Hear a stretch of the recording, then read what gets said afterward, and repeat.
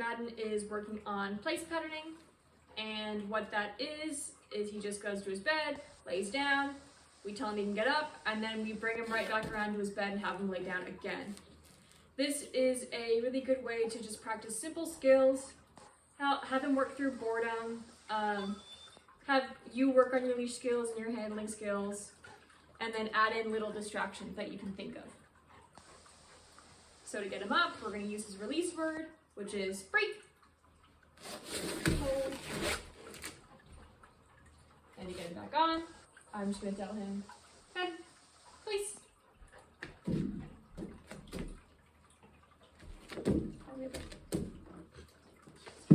Good.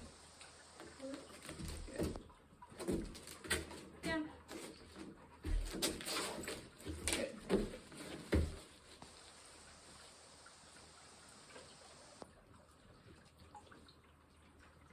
Place is a really good chance to practice his understanding of what means that he can get up.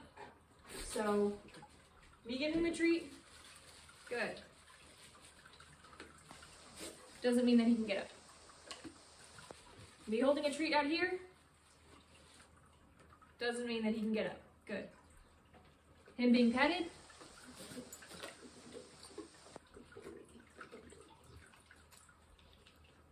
does mean that he can get up. Leash being picked up still isn't a signal for him to get up. The only things that mean that he can get up is his release word, which again is break. Good boy. Place.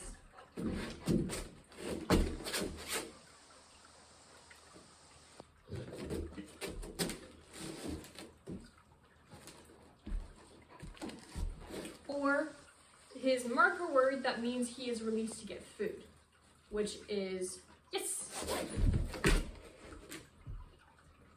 So the difference is that break just means he's free to get up and do what he wants. Yes means that he gets up and he gets food from my hand. So whenever you say yes, you need to be ready with food in your hand to have him get up, come get the food. Break is he's just free. With yes, we're rewarding him. Break isn't so much of a reward. It doesn't mean you did anything wrong. It just isn't necessarily a way that's going to help build behaviors. Like yes will help build behaviors because it makes them more enjoyable and it makes him want to do them more if he gets a treat at the end of it. Place.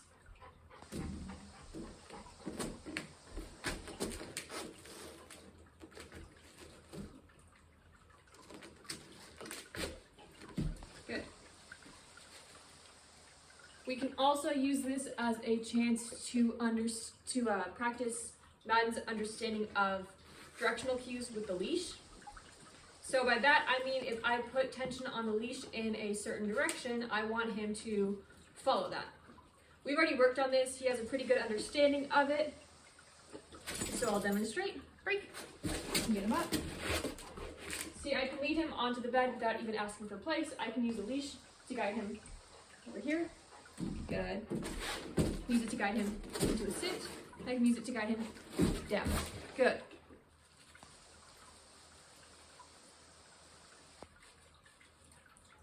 Having an understanding of leash pressure is very useful because we can use it to enforce things. Like if he pops up, I don't want to have to keep telling him down, luring him into a down, and then rewarding him for having popped up. I don't want him to get in the cycle of pop up, lay down, get a treat. But I do need a way to show him that I want him to lay down. So I can use the leash to put some pressure downward, and he understands, oh, okay, that's what you want, I need to go down and stay down. And then after he's been there for a little while, that's when I'll reward.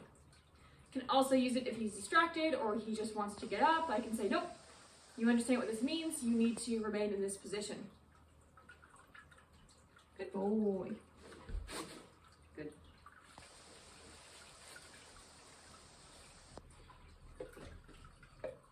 Break.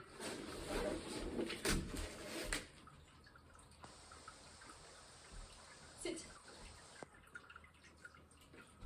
Good.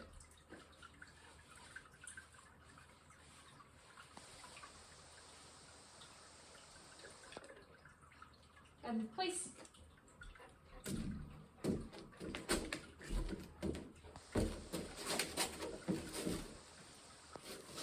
I would like him lying down on his own after being told place.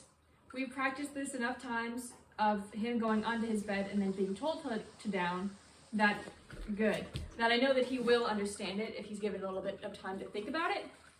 So I'll give him a moment to get onto the bed. He knows he'll get a treat if he does the correct thing. I'm not going to tell him to down, I'm just going to tell him to place, and then I'm going to let him work out in his own head what he should be doing next in order to get the reward that he wants.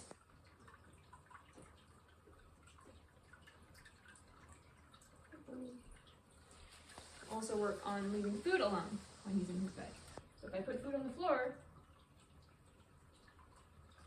he's not allowed to get off the bed to get it. Good. I will reward him for staying. I don't necessarily want to release him to get the food on the floor.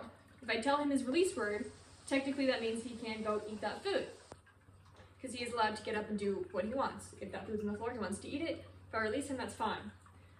But I don't want him to get in the habit of anticipating food coming from the floor or coming from other areas apart from my hand. So, nope. Good. So, I always want to make sure that when there's food on the floor that I'm going to reward him with, I want to pick it up and bring it to him rather than releasing him to eat it. Good.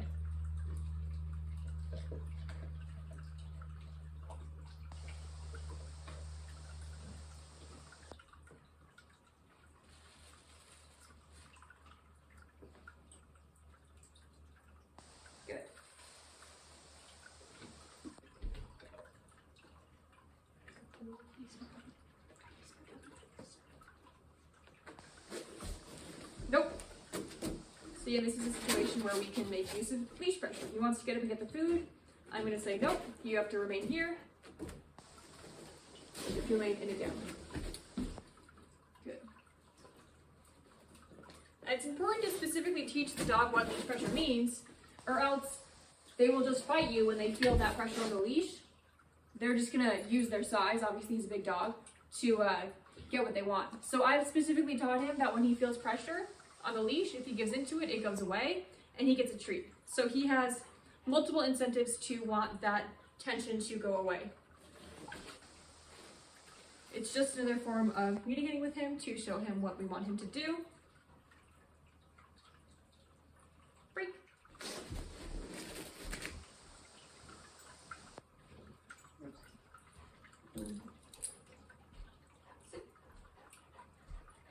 Good.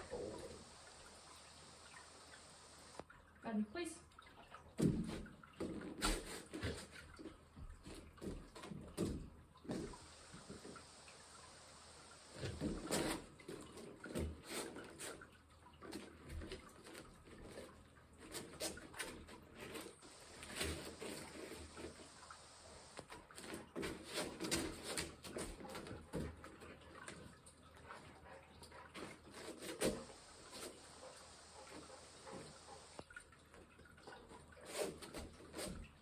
He's getting bored, he's getting fussy, he's trying to eat the leash. So this is a good thing to work through. This is why I like place patterning, is it's boring, and that's actually a really good challenge for a lot of dogs. They're happy to listen if it's really exciting and fun for them, but when things get kind of boring, it's like, well, why should I keep doing this? But just like with people, it's very important for dogs to understand that being bored is the end of the world, and if you're bored, you should just default to settling down and hanging out. And that's a lot more relaxing than getting up and pacing and getting into stuff. Good. Of course, we'll have fun times, we'll do fun stuff, and I want training to be interesting to him.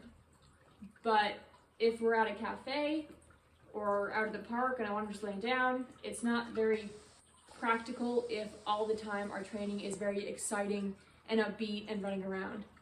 He needs to have some times where he learns that just hanging out and laying down and being calm and not having much excitement going on isn't the end of the world.